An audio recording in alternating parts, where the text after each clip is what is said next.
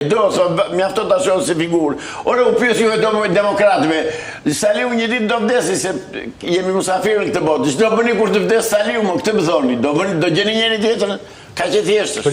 Pritet të ndodha jo, por që uroj të jetë largët sepse nuk ja urojmë atë kalimin në botën. Jo, nuk uroj atë, u them që ligji i jetës ky është. E drejtë, por zoti Islami, tani jemi përballë faktit të kryer. 11 maj është aty. Të gjithë do drejtohen kutive të votimit. Nëse ju dhe unë këtu ndoshta nuk jam me ju për faktin, se ju thoni bojkotojeni, por kemi të paktën rreth 300.000 administrat publike që do apo s'do do shkoj ta hedhë një votë dhe legjitimoj atë. Apo jo? Jo. Nga momenti që këti vendi me ligj, vurivesh me ligj komunist të Enver Hoxhës, ishte hequr e drejta e referendumit, ka mbaruar çdo gjë. Pra fjala e qytetarit nuk dëgjohet. E di që mbetet? Kryengritja, revolucioni, çoni të përmbysim këtë klasë politike. Kemi një shpresë nga Shtetet e Bashkuara të Amerikës mbase realizohet ajo që thot misionari shqiptaro-amerikan që këta nuk do lejohen të bëjnë zgjedhje dhe do bëhet qeveri teknike.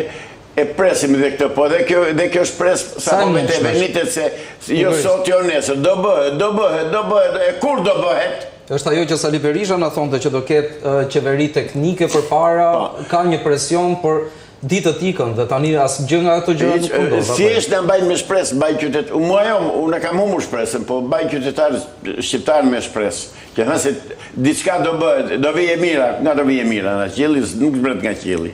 E vetmja zgjidhja është shqiptarë të bëjnë atë që bëjnë popujt e tjerë. U ngritën grekët në protestë për ngjarjen, për krimin që u ndodhi para 2 vjetësh në Tembi. U ngritën francezët për 5 cent të euros që u ngrit nafta. Edhe serbët. Edhe serbët. Për një popull europian ata. E vërtet është. Duam janë popull europian. Ki i natë armikur po jepi hakun. Ata janë të zotë e protestës. Ne jemi mësuar, po na dha. Ne nuk kërkojmë zotërinë, ne lypim. Në greqishte, gjuhën greke që unë e njoh mirë fare, ka 2 fjalë. Ka fjalën për fjalën kërkoj, ka fjalën lypi që shtri dorën, ka dhe fjalën kërkoj, apeto, që thot e dua. Dhe po tha apeto, do me thënë do të marrë se zbën, do të marrë me luft. Dhe qeverit aty i thresin mëndjes. Shqiptarët vetëm lypin, janë tamam një lloj si ata lypsit e rrugës. Identik është i gjithë populli ashtu. Po çfarë duhet bërë me 11 maj? Më që 11 maj? Jo të ngrihen pa bërë zgjedhje, të çohet populli ta përmbyesi këtë. Por gjithashtu nuk bëhen dot 2 shqiptar bashkë avokat. Kush do e pasojë? Atëre mirë gjë. E rrëzuan qeverinë. Lam jashtë Sali Berishën me të tij. Kush do e bëj qeverinë e re? Kush do na drejtë? Është i pari ti. Çka ke? Ke ndonjë të met fizike mendore? Jo, po jam i zënë dhe kështu thon gjithë shqiptarët. Jo, more. Po këta pikërisht këtë bëjnë se i kanë angazhuar me punë, kanë fryrë administratën në mënyrë të tillë të llahtarshme.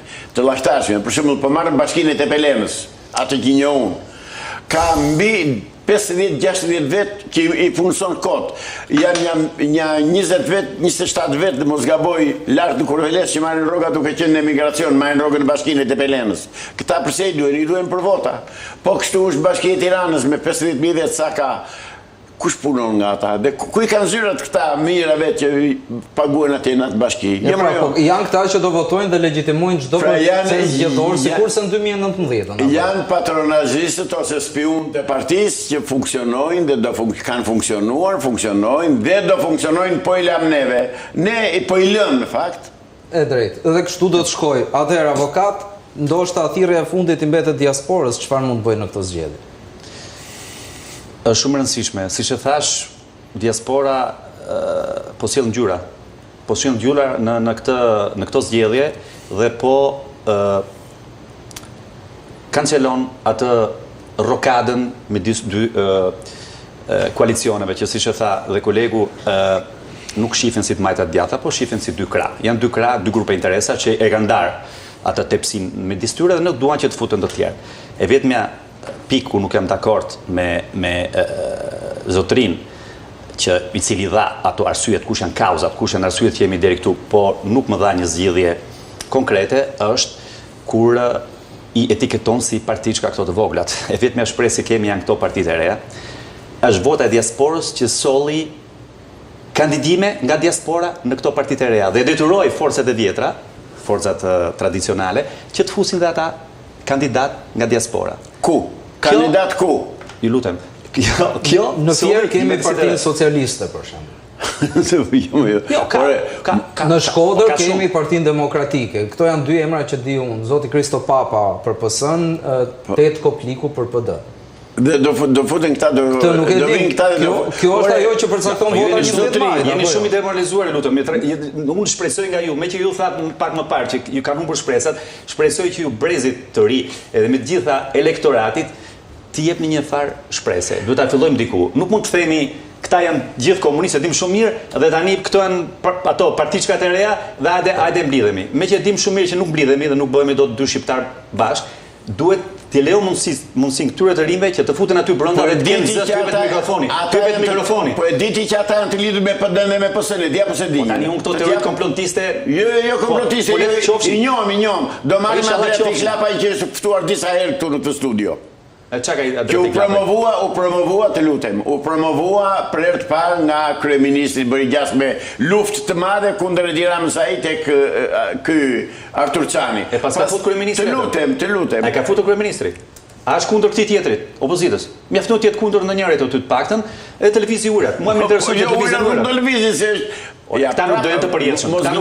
Nuk do jenë të përjetshëm. Zotërin nuk janë të përjetshëm, por lënë klyshtë e tyre. Jam shumë dakord me këtë. Kjo është frika më e madhe. Kjo është frika më e madhe. Jo frika, kjo është realiteti, jo frika. Po nëse ne të dy vetëm vim flasin këtu dhe nuk bëjmë diçka jashtë, ju jeni këtu në këtë vend, edhe unë nga ana ime po bëj sapo mund demandeja. Personalisht kam bërë zotëri sa askush tjetër dhe unë i ftoj qytetarët shqiptar të thonë që Zaçi Islami nuk thua të vërtetën. Kam bërë sa askush tjetër. Kjo është arsyeja edhe pse unë ju kam ftuar që të dyve në këtë hapësirë, sepse dua që përmjet nuk besoj. Kësaj logoje të sjell tek qytetarët që na ndjekin të gjitha versionet dhe jo vetëm ato të partive politike, por koha ecën shpejt, e tillë është edhe kjo fushat që do mbaroj shumë shpejt nga sa pretendojnë edhe palët politike, na takon që secilit prej nesh të marrim në dorë fatet. Faleminderit avokat Islami, faleminderit avokat Alimadhi që ishit sot.